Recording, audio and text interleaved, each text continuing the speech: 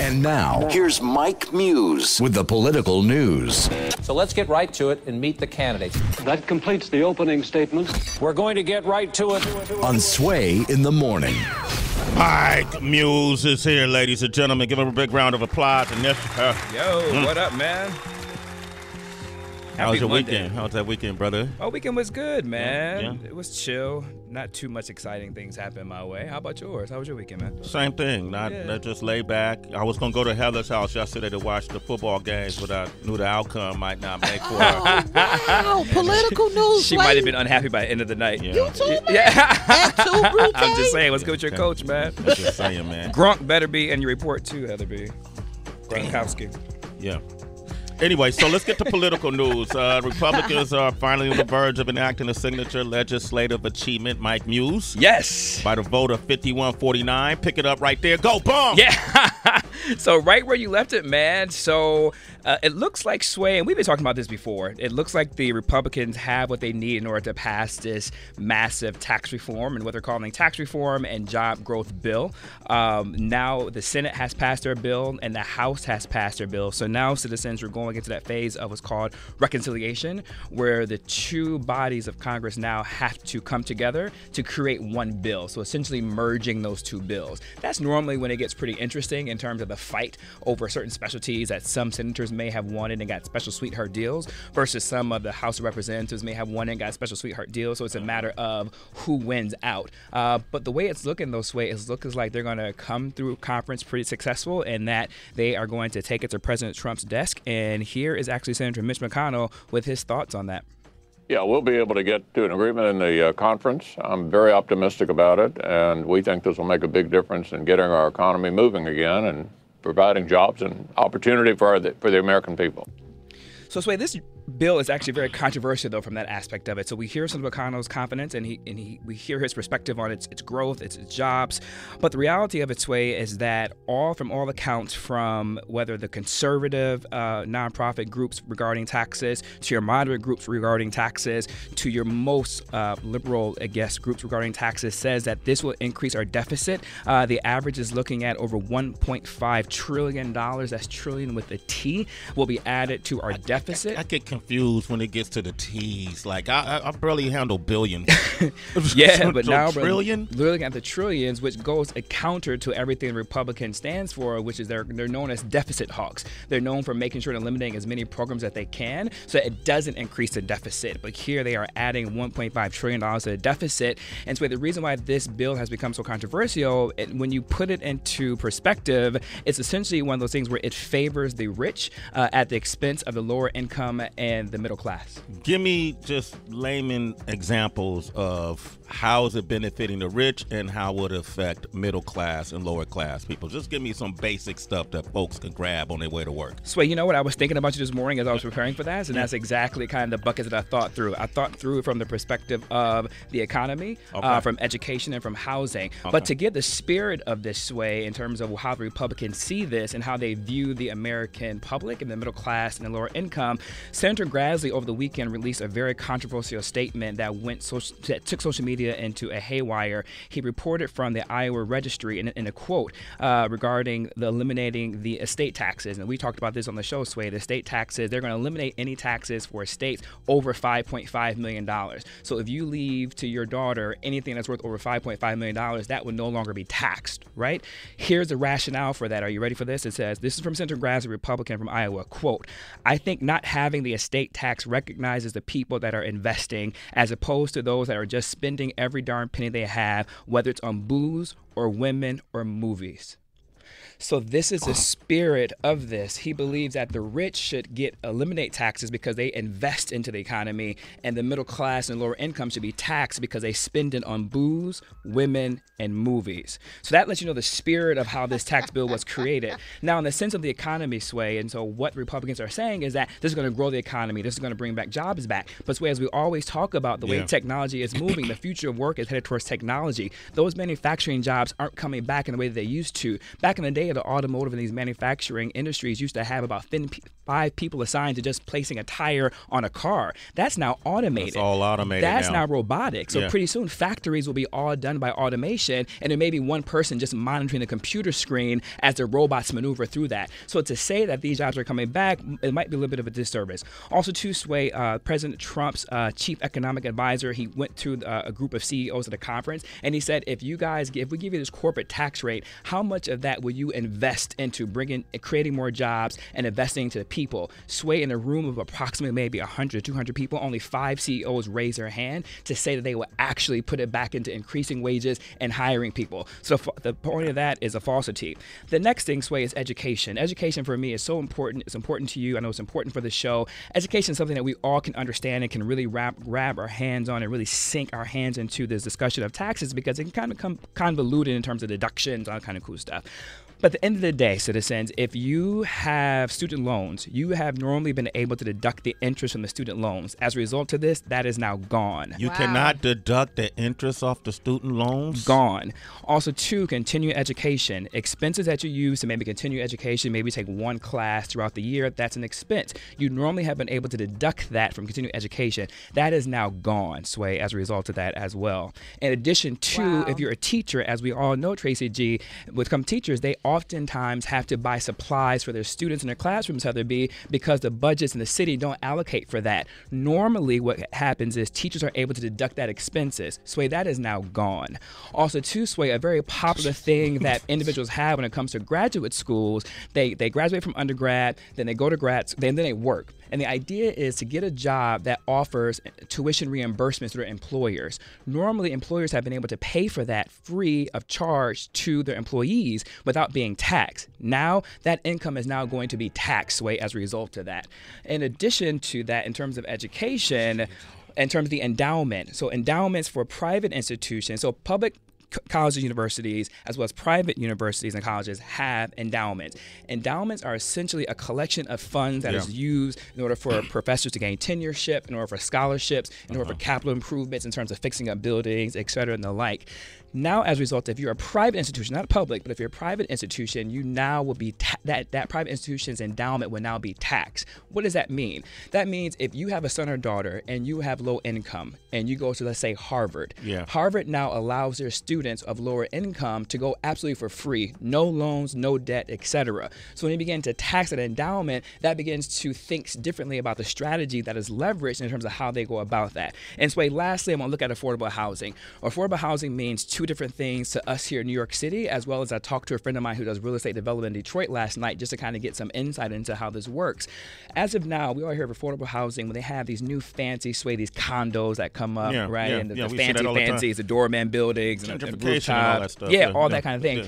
As a result, though, normally those type of condos allocate it's like 80-20, 80% regular rates of rent, if you will, but then 20% has to be dedicated to low-income students or middle class or working class. In order for that to happen, the real estate developers have been incentivized by what's considered to be this 4% tax deduction they will be able to do as a result of that. Sway, that is now going to be eliminated. So now there is no incentive for these real estate developers to offer affordable housing and these multi-millions of dollars projects that they're going to do, because it ultimately be a loss for them. Why would I allocate 20% of my apartments in this building if I'm not getting any tax credit for it? I'm actually be losing money. So citizens, that's just a kind of around the way things are things I thought would be important in terms of how it impacts it. And this way, I'm really quickly in terms of Detroit, how Detroit views affordable housing. They look at affordable housing differently because, the Midwest, it's Section 8 is more prevalent. You can, use your voucher, if you will, for a house or et cetera. They look at it more so in the sense of affordable housing for teachers, for firefighters, and police officers. That incentive of the 4%, if that gets eliminated, it puts those individuals in jeopardy in order to afford affordable housing. Wow. All right. We're going to open up the phone lines because I want to ask you, how does this affect the tax rate? How is it affecting those who make less than $100,000 and those who are making, let's say, more than that as well? Yep. 888-742-3345. Let us know your thoughts. Any questions?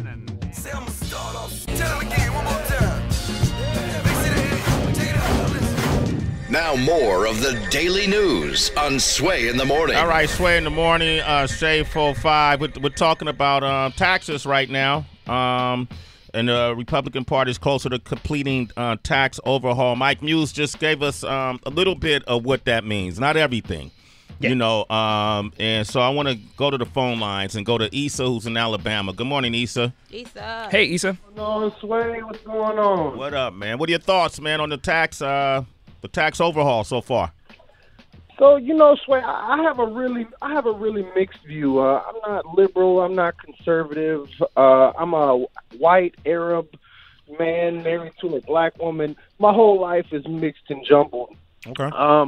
But I do have a view on this. I actually am pro giving tax breaks to larger companies. Mm-hmm. And I know Mike Muse said that they out of all the CEOs, only 5 raised their hand to give, put that money back into, hiring new employees.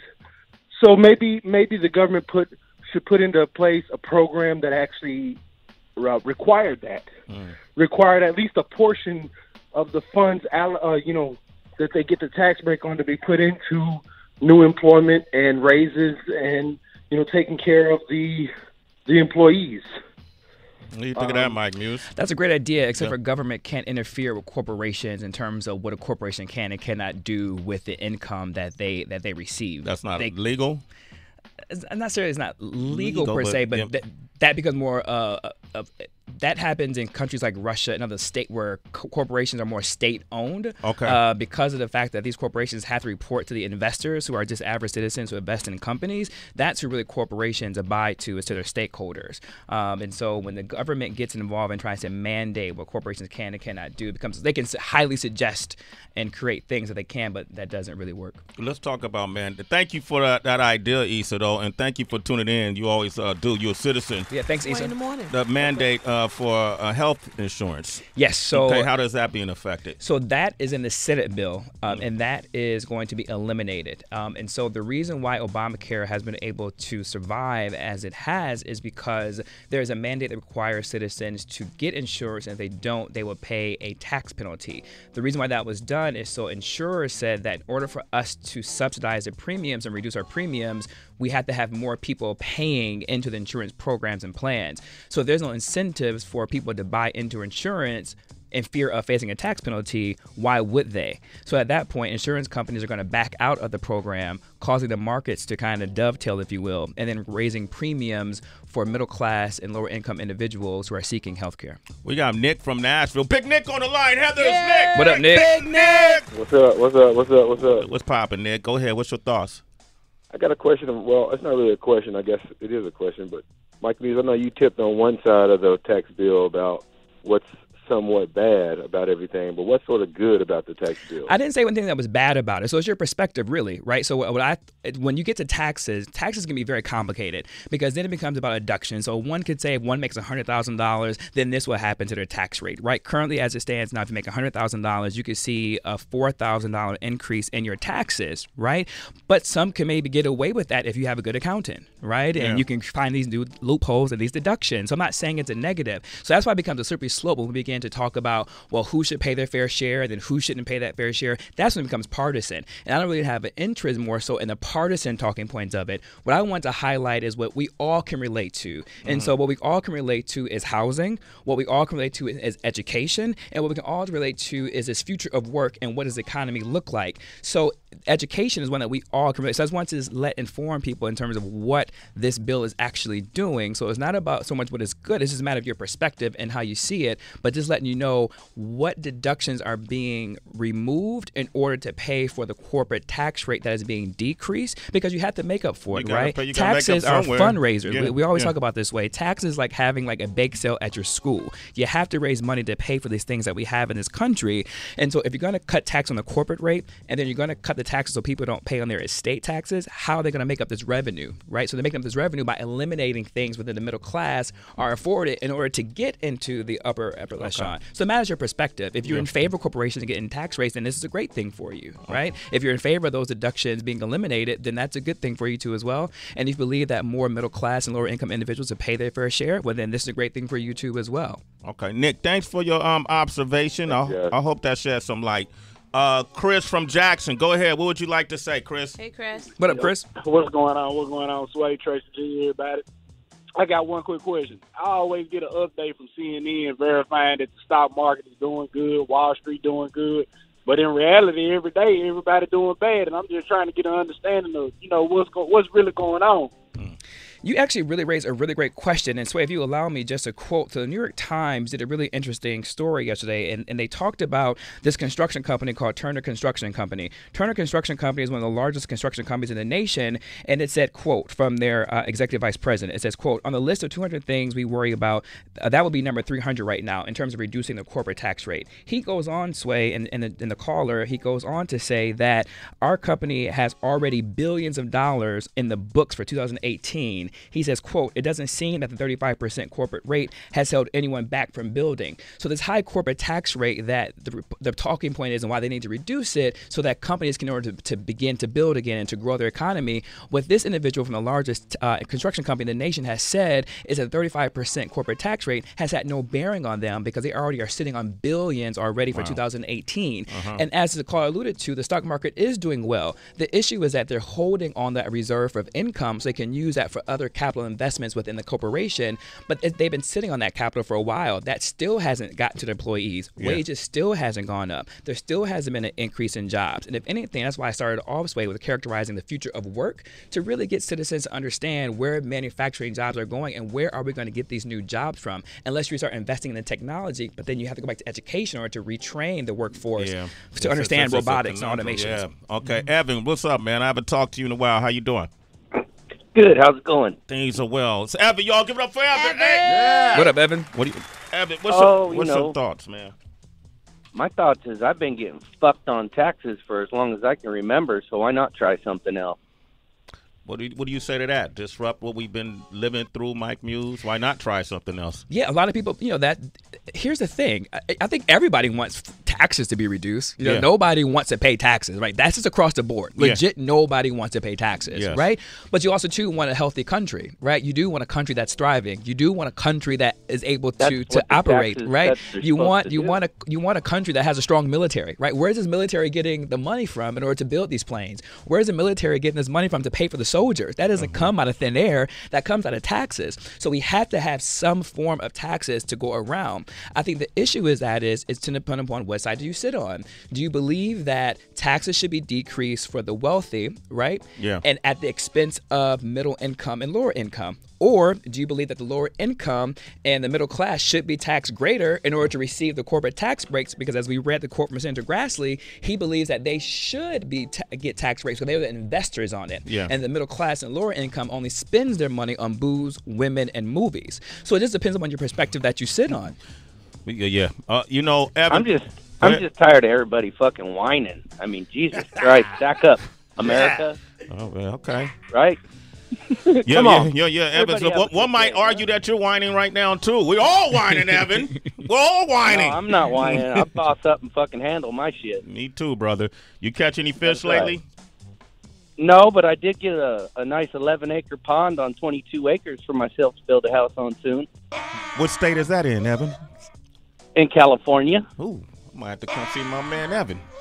All right. Yeah. Congratulations, brother. Hey, my man Evan got a pond. That's my dream. That's great. Evan, you're a citizen, man. It's way in the morning. Mike, we're going to have to continue this online. Yeah, man. for sure. Okay, because there's so much we didn't get to. I mean, Kim Jong-un says that he feels like our president wants a nuclear war. Oh, yeah, with the recent rehearsals of the coordination between South Korea and the American Air Force on Saturday. Yeah, we didn't really get back into Roy and specifically, Moore. He says that America is rehearsing for war when we begin our military joint exercises. Yeah. So, look, it's a lot in it. The president came out and endorsed Roy Moore.